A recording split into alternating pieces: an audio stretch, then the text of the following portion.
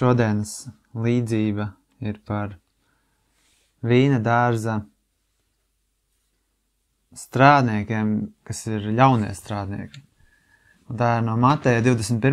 nodaļas, bet viņa arī ir pierakstīta Marka evaņģēlijā un arī Lūkas evaņģēlijā. Un tā ir uzreiz pēc līdzības par diviem dēliem, kurus šis tēvs aicināja strādāt viņa vīna dārzā. Un Jēzus to runāja tādā pašā saistībā. Runāja šiem farizejiem, raksturmācītājiem, citiem, kas nāca pie viņa. Un viņš teica, Mateja 21:33, klausieties citu līdzību. Bija kāds namsaimnieks, kas stādīja vīna dārzu un to nožogoja visapkārt. Un tajā izraka vīna spaidu un uzbūvēja torni. Un to izdeva zemkopjiem un aizgāja uz tālu zemi. Un, kad tuvojās augļu laiks, viņš sūtīja savus kalpus pie zemkopjiem, lai tie varētu saņemt no tā augļus. Un zemkopji ņēma viņa kalpus, un vienu sita, un citu nogalināja, un vēl citu nomētāja ar akmeņiem. Atkal viņš sūtīja citus kalpus, vairāk nekā pirmoreiz, un tiem viņi darīja tāpat. Bet visbeidzot viņš pie tiem sūtīja savu dēlu, sacīdams, viņi cienīs manu dēlu. Bet, kad zemkopji redzēja dēlu, tie savā starpā sacīja, šis ir mantinieks, nāciet, nogalināsim viņu un piesavināsimies viņa mantojumu. Un tie viņu saķēra un izmeta no vīna dārza un nokāva. Tāpēc, kad vīna dārza kungs nāk, ko viņš darīs šiem zemkopjiem?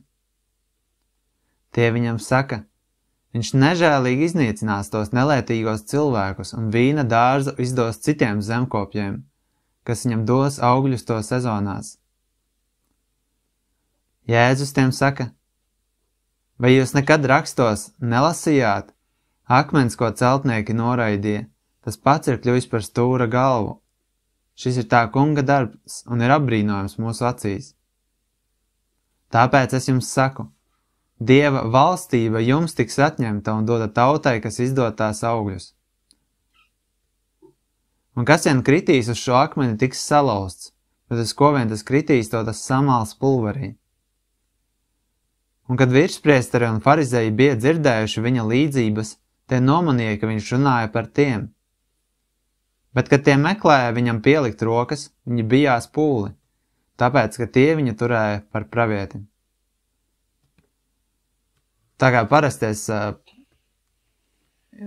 izskaidrošu nedaudz kontekstu, kādā kontekstā ir šī līdzība, par to, kas ir pieminēts šajā līdzībā, šis stāsts un par to, kāds ir šis skaidrojums, kas mums ir svarīgākais, kas mums ir vairāk nepieciešamais.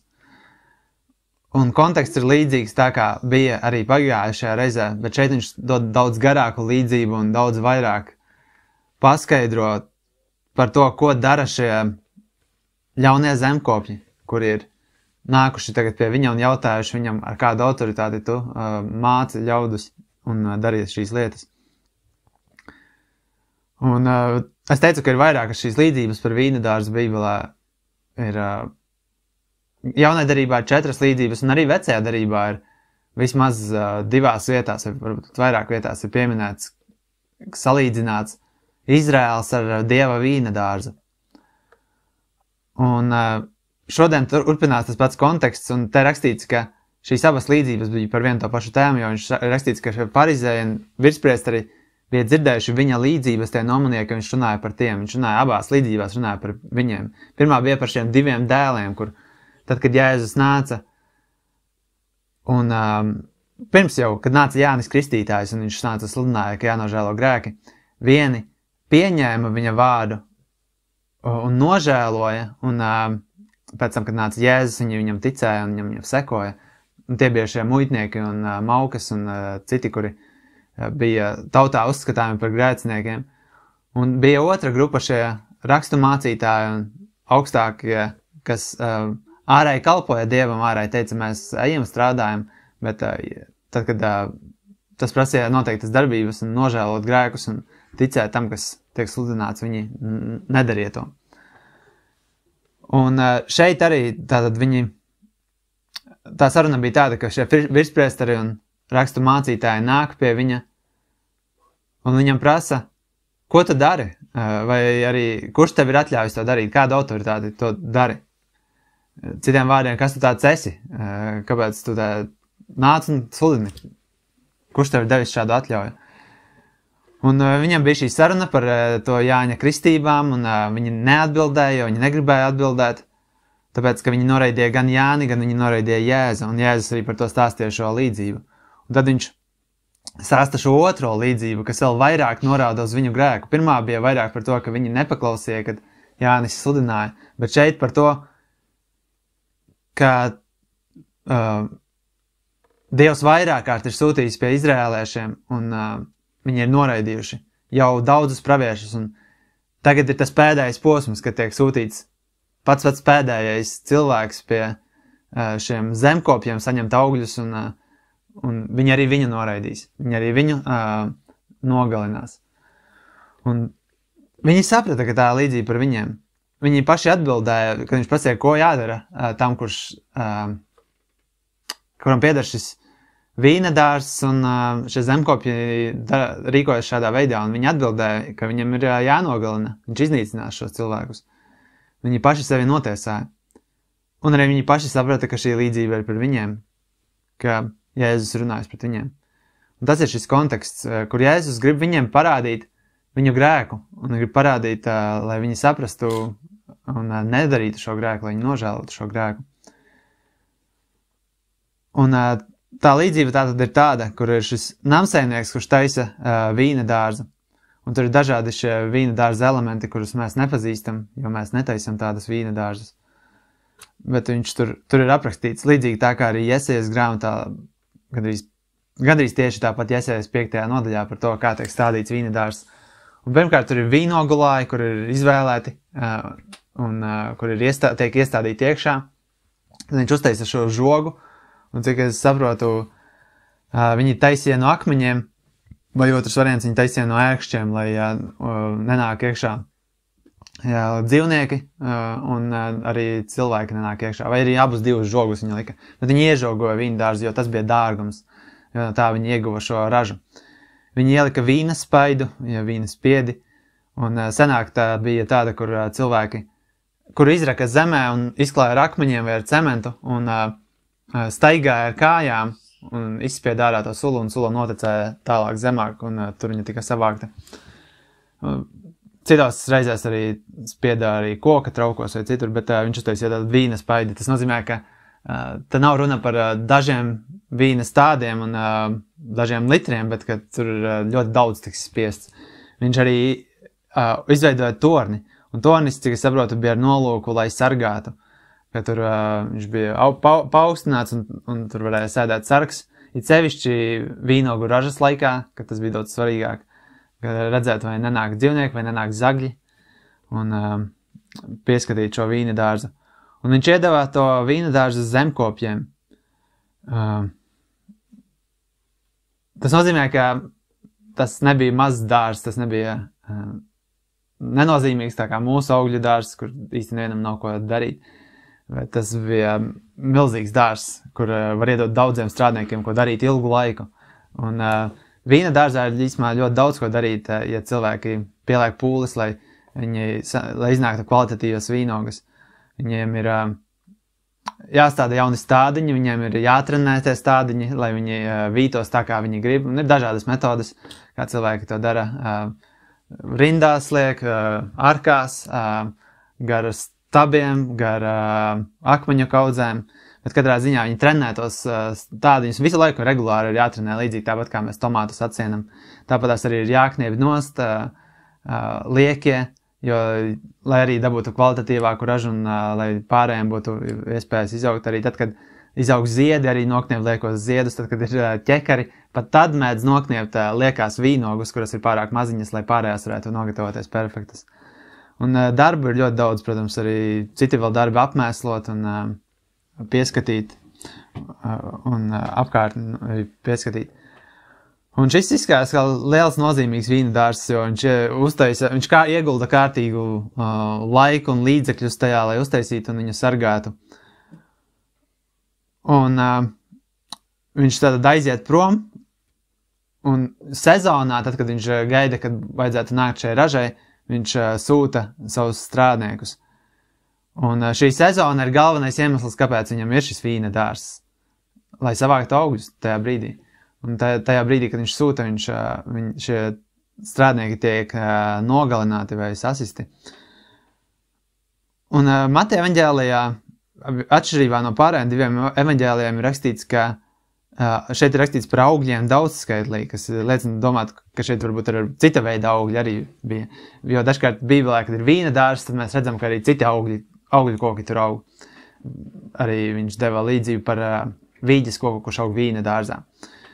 Bet tad iespējams, ka te ir vēl runāts par to, ka vairāk dažādu veidu augļu. Tas ir par šo līdzību. Un skaidrojums ir apmēram tāds, ko mēs arī varam nolasīt no šī teksta, kur arī šie farizēji, virspriesteri un rakstu mācītāji, viņi to saprata sevis paša notiesāšanai. Šī bija vēl viena līdzība par Dieva valstību, par kurām mēs esam runājuši, tik daudzas līdzības jaunajā derībā, un pārsvarā visas ir par Dieva valstību. Jēzus stāsta par to, ka Dieva valstība ir tāda, un mēs runājām, vairāk es bija par šo sēšanu, vairāk es bija par augšanu, arī par attīstību, vai par to, kas ir pazudis, vai par to, kas tiek meklēts drīzāk, kā šī pērle un šie dārgumi. Un tās viss iespējams noklausīties tad, kad būs YouTube. Un šeit ir vēl viena līdzība par Dieva valstību, kur atkal ir svarīgi saprast, kas ir Dieva valstība. Jo šeit parādās tas, ka Dieva valstība tiek vienam noņemta un citiem iedota. Un te nav runa par, atkal piezīmē, nav runa par glābšanu, ka tā kādam tiek noņemta un citam iedota, bet te runa par viņa valstību, viņa tautu, jeb valsti, tā teikt, kuriem viņam kalpo Dieva valstība. Un tās lietas, kas šeit ir pieminētas, ir pirmkārt šis namsaimnieks, kurš citās līdzībās ir arī vienkārši teikts, ka kāds cilvēks, bet šeit ir teikts, ka viņš bija namsaimnieks, un tā kā mēs jau no citām līdzībām noprotam, šis namsaimnieks ir tas, kurš ir saimnieks pār visu, kurš ir šīs pasaules valdnieks, un viņš ir Dievs. Un mēs to varam redzēt daudzās šajās līdzībās, kur viņš ir tas, kurš ir pāri visam. Līdzībā par kviešiem un airenēm. Viņš sēja labo sēklu. Ienaidnieks sēja ļauno sēklu, ienaidnieks bija velns, bet viņš zināja visu. Viņš zināja, ka ir iesēta labā sēkla, viņš zināja, ka ir iesēta ļaunā sēkla, un viņš zināja laiku, kad vajadzēs visu nopļaut un kad vajadzēs sadalīt. Kaut pārējie neredzēja visu to kopumā, visu to kopainu, bet viņš zināja, viņš bija pāri visam. Un līdzīgi tāpat citās šajās līdzībās viņš ir tas, kurš sēja, un viņš ir tas, kurš nodrošina. Ir lietas, ko viņš atstāja cilvēku ziņā, bet ir lietas, kuras viņš ir noteicis un nodrošinājis. Un šajā līdzībā viņš ir tas, kurš uztaisa visus apstākļus, lai viņa valstība varētu nest augļus, lai viņa vīna dārzs varētu nest augļus. Kā arī Jesajas grāmatā, es vēlreiz izlasīšu, no 5. nodaļas, kur arī ir par Dievu stāstīts, ka viņš ir šis vīna dārza kungs, kur rakstīts, tad es dziedāšu savam mīļotajam attiecībā uz viņa vīna dārzu. Manam mīļotajam ir vīna dārzs ļoti auglīgā pakalnā. Un viņš to iežogoja, un no tā izvāca akmeņus, un to apstādīja ar izmeklētāko vīnogulāju, un uzbūvēja toni tā vidū, un arī taisīja vīna spaidu. Un viņš gaidīja, ka tam būtu jāizdod vīnogas, un tas izdeva savu oļas vīnogas. Tad, kad farizēji un šie rakstu mācītāji dzirdēja, Jēzus teiktot, izskās, ka gandrīz vārdu pa vārdam viņš citē no Jesajas 5. nodaļas par to, kā Dievs taisīja vīna dārzu. Un tad viņam vajadzēja sasaistīt to kopā ar to, ka šis ir runāts par Dieva vīna dārzu, un te ir runāts arī par to, ka viņi noraida Jēzu, kurš ir vīna dārza kunga dēls, kurš tiek sūtīts. Es arī pagājušajā reizē pieminēju nedaudz par to, ka Dievs uztaisīja šajā pasaulē tādu īpašu vietu kā ēdenes dārzs, un Dievam ir īpaši nolūks viņa dabā priekš dārza, kuru viņš izveidoja. Viņš izveidoja šo ēdenes dārzu, un viņš iedod cilvēkiem rūpēties par viņu, cilvēki nemācēja rūpēties par viņu, nenosargāja. Un tad viņš pēc tam izveidoja šo Izraēlu, savu tautu, bet viņš viņu nosauca arī par vīna dārzu, un pēc tam arī kā draudze. Bet mēs redzam arī, tā ir tāda viņa īpašā vieta, un arī mēs redzam mūžībā būs šī Jeruzāleme uz jaunās zemes, un viņa būs arī nedaudz kā dārzs, jo tur rakstīts, ka tā būs paradīze, ka tur būs paradīze tās vidū, un tur būs arī dzīvības koks tā vidū, un kurš nesīs augļus katru mēnesi šos augļus. Un tātad tas, kurš ir stādījis, izveidojis, mēs redzam, ka tas ir Dievs. Viņš izveidoja visu, kas ir vajadzīgs vīna dārzam. Vīna dārzs, kā jau jūs nomanījāt, ir šis arī no iepriekšējām līdzībām Izraēls, un šajā reizē viņš arī piemin, ka tā ir Dieva valstība. Un, piemēram, 80. psalmā arī ir pieminēts, ka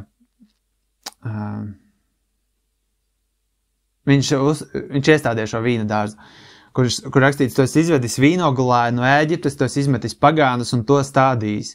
Tu sagatavoji vietu tā priekšā un liki tam dzīt dziļas saknes, un tas pildīja zemi. Pakalni tika apklāti ar tā ēnu, un tā zari bija kā labajiem ciedriem. Tā arī pieminēts, viņi zināja, ka Dievs ir tas, kurš viņus ir izveidojis kā vīna dārzu. Vīna dārzs ir tā īpašā vieta, kurā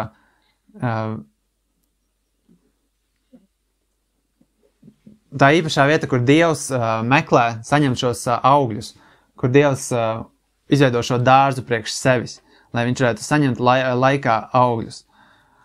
Un arī šeit viņš šajā līdzībā stāsta, ka viņš uztaisīs šo vīna dārzu un uztaisīs visas lietas, kas ir vajadzīgas, lai nestu augļus. Un vecajā darībā viņš deva viņiem visu, kas viņiem bija vajadzīgs, vecās darības laikā. Un, lai arī tā darība bija nedaudz citādāka, tā nebija tāda kā jaunā darība, viņiem tāpat bija dotas iespējas viņam kalpot. Un viņam bija šis templis, viņam bija visa šī kalpošana, viņam bija viss, ko Dievs viņam bija noteicis, kā viņiem ir jādara. Un tik un tā viņi nedarīja to. Viņi noraidīja. Un šeit mēs redzam, ka Jēzus saka, ka šis vīna dārzs tiek noņemts vieniem un tiek dots citiem. Un mēs redzam, pēc tam jaunajā darībā atkal ir tālāk, par ko es arī pieminēšu, šis vīndārs nedaudz citā formā, varbūt citas lietas, kas jādara, bet tas ir tas pats Dieva vīndārs, īpašā vieta, kurā viņš grib saņemt savus augļus. Tālāk par zemkopjiem. Šeit tie pieminētie zemkopji ir konkrēti izrēliešu valdnieki un priesteri, un tie, kas, kuriem vajadzēja pieskatīt, kuriem vajadzēja rūpēties, apcirpt, kā es teicu, trenēt šos stādus, noņemt nost nevajadzīgo, apmēslot, ievākt ražu, izspiest vīnu. Bet viņi to nedarīja. Viņi gribēja savākt sev, viņi negribēja dot šim kungam. Jesajas 3. nodaļā ir teikts, tas kungs ies tiesā ar savu ļaužu senajiem un to prinčiem, jo jūs esat apēduši vīna dārzu, nabagu laupījums ir jūsu namos. Un ka viņi izmantoja varu pār to, ko Dievs bija devis, un viņi domāja, ka tas ir viņiem piederošs. Arī Jeremijas 12. nodaļā par ganiem ir rakstīts, gan ir tie, kas vada Izraēlu. Daudz ganu ir iznīcinājuši manu vīna dārzu, tie manu daļu ir saminuši zem kājām, tie manu patīkamo daļu ir darījuši par pamestu tuksnesi. Tie to ir darījuši pamest, un pamesta būdama tā sēro pret mani. Visa tā zeme ir darīta pamesta, tāpēc, ka neviens to neliek pie sirds.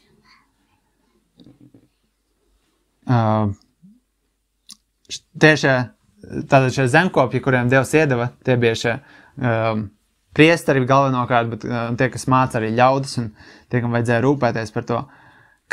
Nākamā lieta, kas tur bija kalpi. Un Jēzus stāsta, ka Dievs sūtīja, Dievs, kurš bija taisījis šo vīna dārzu, Izraēlu, viņš regulāri sūtīja kalpus, lai savāktu ražu, lai dabūtu to, ko viņš bija stādījis atpakaļ. Jo kā Dievs iekārtoja šo likumu, ko tu sēsi, to tu pļausi, un Dievam vajadzēja saņemt atpakaļ, jo viņš bija stādījis labu vīna dārzu, bet šie zemkopji negribēja dot šo ražu, un viņš sūtīja savus kalpus praviešus. Tie bija tie, kas kalpoja Dievam, tie, kurus Dievs sūta pie saviem ļaudīm.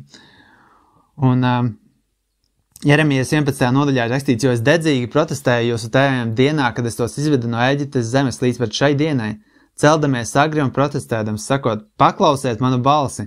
Tomēr tie nepaklausīja, nelieca savu ausi, bet tik viens steigāja savas ļaunas sirds iztēlē. Viņš saka, ka tātad no Ēģiptes dienas līdz šai dienai, tas ir Jeremijas dienas, viņš visu laiku ir sūtījis viņiem praviešus un stāstīdams, lai viņi klausa viņa balsi un lai viņi dod viņam tos augļus, ko viņš ir pieprasījis. Arī Lūkas evaņģēlijā Jēzus saka, tāpēc arī Dieva gudrības acīs tiem sūtīšu praviešus un apustuļus, un dažus no tiem viņi nokaus un vajās, lai visu praviešu asinis, kas tika izlietas no pasaules dibināšanas, var tikt pieprasītas no šīs paudzes, no Ābela asinīm līdz Caharijas asinīm, kas gāja bojā starp altāri un templi. Patiesi, es jums saku, tas tiks pieprasīts no šīs paudzes. Un Jēzus stāsta viņiem tieši šīs pašas lietas, ka Dievs daudzkārt ir sūtījis pie savas tautas šos praviešus, un viņi nav klausījuši, viņi ir nokāvuši šos praviešus. Un Jēzus arī teica tieši šiem raksturmācītājiem un farizējiem, ka viņi ir tie, kas uzbūvē praviešu kapus, un bet kuru tēvi ir viņus nokāvuši, un ka viņi rāda ar saviem darbiem, ka viņi piekrīt tēvu darbiem. Un Jēzus saka, ka viņi tiks sodīti, no viņiem tiks pieprasīts tas. Un viņš sūta tātad savus kalpus, lai savāktu savu ražu. Un pēdējais, ko viņš sūta, pirms viņš atņem pavisam šo vīnadārzu, viņš sūta savu dēlu, viņš sūta Jēzu Kristu. Un tad, kad Jēzus Kristus nāca šajā pasaulē, viņš nāca vairāk iemeslu dēļ, bet viņš nāca, lai glābtu cilvēkus, un viņš nāca palīdzēt cilvēkiem. Bet viņi negribēja pieņemt to, kas viņš ir, viņi negribēja pieņemt viņa palīdzību. Un Jēzus mēs redzam, ka viņi nokāva viņu skaudības dēļ, vai arī tā dēļ, ka viņš sevi darīja par ķēniņu, kas viņam nepatika, vai ka viņš sevi darīja par Dieva dēlu. Bet viņi pēc šīs līdzības viņam vajadzēja noprast, un ne tikai pēc šīs līdzības, bet daudzām lietām, ko Jēzus teica, viņiem vajadzēja noprast, ka viņš ir Dieva dēls. Ja Dievs ir tas, kurš stādīja vīnadārzu, un viņš bija sūtījis jau daudz kalpus, un tagad viņš sūta dēlu. Kurš tad ir šis viņa dēls? Pats Jēzus vairāk kārt viņam apliecināja, ka viņš un tēvs ir viens, vai arī ka viņš dara sava tēva gribu. Viņš bija šis dēls, kurš bija nācis sūtīt, savākt šos augļus no šiem zemkopjiem. Viņš bija šis mantinieks. Un šī līdzība parāda arī to cilvēku domāšanas absurdu, ka viņi domā, ka tāpēc, ka viņi nogalinās viņa šī īpašnieka dēlu, tāpēc viņi varēs iegūt mantojumu. Tāpēc viņi varēs valdīt par to. Bet viņi paši sevi notiesāja, ka viņi tiks nogalināti, ka šis saimnieks to tā neatstās. Ceļš, ja viņa dēlu nogalina, ja viņa vienīgo dēlu, mīļoto dēlu, kā arī Marka evaņģēlē tieši tā teikts, kuram ir rakstīts, ka viņam vēl viens mīļotais dēls, kur viņš sūtīja. Un tas ir šis Jēzus Kristus, kurš nāca viņus tieši glābt. Bet viņi negribēja paklausīt. Un viņš nāca gan kā glābējs, gan viņš arī nāca kā mantojuma saņēmējs, jo viņam pienācās šis mantojums. Ebrejiem 1. nodaļā rakstīts Dievs, kurš dažādos laikos un dažādos veidos pagātnē runāja uz tēviem caur praviešiem, šajās pēdējās dienās ir runājis uz mums caur savu dēlu, kuru viņš ir noteicis par visa mantinieku, caur kuru viņš arī veidoja pasaules. Kurš arī, kā ir rakstīts par to, ka viņš bija tikai darīts nedaudz zemāks par eņģeļiem, lai viņš pēc tam iemantotu tās visas lietas, lai viņš arī varētu dabūt to visu. Un šis bija Dieva plāns viņu sūtīt. Pirms vēl tika sūtīti pravieši, mēs zinām, ka jau Ēdenes dārzā bija apsolīts, ka nāk šī sēkla un satrieks savainos sātana galvu, vai arī, ka viņš nāks un viņš izpirks cilvēkus, ka viņš nāks un glābs cilvēkus. Un viņa nākšana bija jau pravietota, bet tad, kad viņš nāca, tad viņi gribēja paturēt to, kas patiesībā nebija viņu. Viņi gribēja paturēt, un tāpēc viņi nogalināja šo vienīgo glābēju. Un šī noraidīšana jau bija pravietota, jo viņš saka, jūs neesat rakstos lasījuši, ka nama būvētāji ir noraidījuši. Un tātad vieniem, viņš ir iedevis sākumā šiem vieniem šo vīna dārzu, bet kas notiek pēc tam, kad viņi nedod viņam augļus, viņi tiek nogalināti un tiek dots citiem. Un tad viņš saka tālāk, viņš dod arī to skaidrojumu. Un viņš saka, tāpēc es jums saku, Dieva valstība jums tiks atņemta un dota tautai, kas izdod tās augļus. Viņš runā par Dieva valstību. Kam tā tiek atņemta, kam tā tiek dota? Un arī jautājums, kas tiek atņemts. Tā netiek atņemta glābšana, bet tiek atņemta šī valstība. Tiek atņemta neticīgajiem jūdiem, kuri pirms tam varēja būt kopumā Izrēlā, šajā Dieva valstības ēnā, tā varētu teikt. Un viņi varēja ņemt daļu pie daudziem Dieva labumiem, bet viņiem tā tika atņemta. Un viņa tika dota viņa mācekļiem, jo viņš saka, viņa tiks dota tautai, kas izdod tās augļus. Un šī tauta sastāvēja sākotnēji no jūdiem, un pēc tam arī pagāni pievienojos, un tā ir tauta, kas nes šos augļus, Dieva Izraels. Un efeziešiem, kur mēs arī studējām, tur arī pieminēts, un varbūt jūs atcerēsieties, tagad labāk, ja jūs neatcerēties, par to, kā viņš savienoja šīs abas grupas kopā un izveidoja vienu šo svēta tautu, kurai viņš arī deva šo valstību. Un rakstīts, un viņš nāca un sludināja mieru jums, kas bijāt tālu, un tiem, kas bija tuvu, jo caur viņu mums abiem ir piekļuve no viena gara pie tā tēva. Tad tāpēc jūs vairs neesat svešinieki un ārvalstnieki, bet līdzpilsoņi ar svētajiem un no Dieva saimes.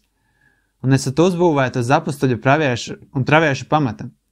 Jēzum Kristum pašam esot galvenajam stūrakmenim, kurā visa ēka pienācīgi salaista kopā augus svētu mitekli tai kungā, kur arī jūs tiekat kopā uzbūvēti par Dieva mitekli caur to garu. Te vairākas lietas viņš piemin, bet mēs redzam arī to, ka viņš salīdzina šo Izrēlu ne tikai ar vīna dārzu, bet arī ar šo ēku, kas tiek būvēta, un kurā šis stūrakmens, un viņš tieši to pašu arī pieminēja, ka viņi noraidīja šo stūrakmeni, bet jūs esat uzbūvēti tieši uz šī pamata. Un viņš saka, ka jūs neesat vairs svešinieki un ārvalstnieki no izrēliešiem, bet jūs esat kopā savienoti, jūs esat šī jaunā tauta, kas nes augļus. Un šī līdzība par šo jauno tautu, ko Dievs gribēja jau pašā sākumā, kur viņš šo vīnu dārzu. Tad, kad Dievs stādīja dārzu un ēdenes dārzu un arī vispār runājot par dažādiem dārziem Bībelē, Dievam nav tik liela patika dārzos, kā viņam patika paklausīgos cilvēkos. Viņš grib no viņiem, viņš arī saka, jūs esat dzīvi akmeņi, jūs uzbūvēti par dzīvu namu. Jūs esat viņa ķermenis, un dažādos citos veidos tiek salīdzināts ganāmais pulks, kur arī citviet ir teikts, vai Dievam rūp vērši, vai viņš to nesaka par mums. Citiem vārdiem, ka Dievam daudz svarīgāk esam mēs, vai arī kur viņš saka, lai mēs uzlūkojam putnus gaisā, un viņš saka, ja Dievs par viņiem rūpējās, un viņš saka, cik daudz jūs esat vērtīgāki par putniem. Un visās šajās līdzībās, jā, Dievs uztaisīja mums skaistu visu ko, bet viņš to visu uztaisīja, lai salīdzinātu, kādu viņš grib savu tautu, kādus viņš grib savus ļaudis. Ka viņš viņus grib kā vīna dārzi, viņš viņus grib kā šo paklausīgo ganāmo pulku, kas viņam seko un viņa balsi un dzird viņa balsi. Un tāpat kā šo namu, kurš ir uzbūvēts viņam par godu. Un Jēzus stāsta tādu šo līdzību par to, ka vīna dārzs tika dots sākotnēji vienai cilvēku grupai, bet viņi noraidīja. Un viņš saka, ka tas tiks dots tiem, kas nesīs augļus, tiem, kas dos augļus, nevis tiem, kas negribēs dot augļus. Viņš arī deva saviem mācekļiem līdzīgā veidā. Viņš teica, mans tēvs ir vīna dārznieks, ka viņš ir šis galvenais, kurš rūpējas par to. Viņš rūpējas par to, lai viņa stádi vienmēr nest augļus. Un caur Jēzu šie augļi arī tiek nesti, jo viņš arī teica, Jēzus teica, ka bez manis jūs nenieka nespējat. Viņš saka, ja kāds nepaliek manī, tad viņš nevar nest augļus, ka tāpat kā zars, kad viņš nepaliek pie vīnogalā, viņš nevar nest augļus. Un šī ir līdzība par Izrēlu un pēc tam arī par šo garīgo Izraēlu. Tā nav līdzība par to, kurš zaudē vai kurš patur glābšanu, bet līdzība par to, vai tu paliec Izrēlā, un kas ir atkarīgs no tā, vai tu turi Dieva pavēles, vai tu turi mūsu precīzāk Jaunā testamenta pavēles, vai tu paklausi viņam, un vai tu esi tā kā šis zemkopis, kurš rūpējas, kurš dara to, ko saimnieks grib, un dod augļus īstajā brīdī. Ka mēs meklējam, lai viņam būtu augļi, lai viņam būtu gods. Un arī Pētera vēstulē rakstīts par to, ka vieni noraidīja šo akmeni, un tie bija šie reliģiskie jūdi, kuri negribēja pieņemt, un tie paši arī mūsdienās noraida joprojām. Bet savukārt citiem šis akmens, viņš kļuva par, kad viņi to pieņēma, viņi kļuva par svētu tautu, kur nedaudz garāka rakstavieta, bet Pētera vēstulē, varbūt jums izlasīšu, jums arī nodara jebkuru citi panti, kas tur ir, kur viņš saka, tādēļ nolieciet malā visu ļaunumu un visu viltu un liekulības un skaudības un visas jaunas runāšanas. Kā jaundzimuši mazuļi augstiet patieso vārda pienu, lai jūs ar to varat uzaugt. Ja jūs esat baudījuši, ka tas kungs ir žēlastīgs, pie kura nākdami kā pie dzīva akmens, patiesi neatļauta no cilvēkiem, bet izraudzīta no Dieva un dārga. Šis ir tas pats akmens, kurš, Jēzus saka, ka bija pravietots, ka viņš tika noraidīts, un tas ir tas pats dēls, kurš tika sūtīts uz vīnu dārzu, un kurš arī tika noraidīts. No viņiem tas tika noraidīts, bet jūs esat to pieņēmuši, jo šo dzīvo akmeni, vai arī šo dēlu, kurš tika sūtīts, šo kungu. Un arī jūs kā dzīvīgi akmeņi tiekat uzbūvēti par garīgu namu, svētu priesterību, ziedot garīgus upurus pieņemumus Dievam caur Jēzu Kristu. Šeit parādās tas, kā mēs nesam augļus. Liekas, kas tad tie par augļiem? Bet tas ir mūsu uzdevums būt par garīgu priesterību, ziedot šos garīgos upurus. Tas ir tas, ko Dievs novērtē, šos patiesos upurus garīgos. Tādēļ arī ietverts rakstā Lūkas lieku Ciānā galveno stūrakmeni, izredzētu dārgu, un tas, kas tic uz viņu, netiks sajaukts. Tāpēc jums, kas ticat, viņš ir dārgs, bet tiem, kas ir nepaklausīgi, akmens, ko būvētāji neatļāva, tas pats ir darīts par stūra galvu, un klupšanas akmeni, un apgrēcības klinti, proti tiem, kas klūp pie vārda. Būdami nepaklausīgi, uz ko tie arī bija noteikti. Bet jūs esat izraudzīta paudze, karaliska priesterība, svēta tauta, īpaši ļaudis, lai jūs pavēstītu tā slavas, kurš jūs ir aicinājis ārā no tumsas savā apbrīnojamā gaismā. Šeit ir tā tauta, kurai viņš deva vīna dārzu pēc tam, kad viņš bija atņēmis šiem zemkopjiem. Viņš deva tautai, kura ir izraudzīta paudze, svēta tauta, īpaši ļaudis, kuri ir savākti kopā šie dzīvie akmeņi, no kuriem tiek būvēts šis garīgais nams. Un mūsu uzdevums ir kalpot tā, kā jaunā derībā viņš teica, un daži no jaunās derības šiem upuriem, ko viņš ir pieminējis, ir patiesībā ļoti vienkārši, kur viņš saka, lai mēs pastāvīgi slavējam Dievu, ka tas ir upuris Dievam, lai mēs dodam nabagiem, tas arī ir upuris Dievam, lai mēs nododam savus ķermeņus par dzīvu un svētu šo upuri, un ka tas arī ir patīkams Dievam. Dievs daudz patiesībā neprasa, bet viņš prasa tikai mums visu atdot.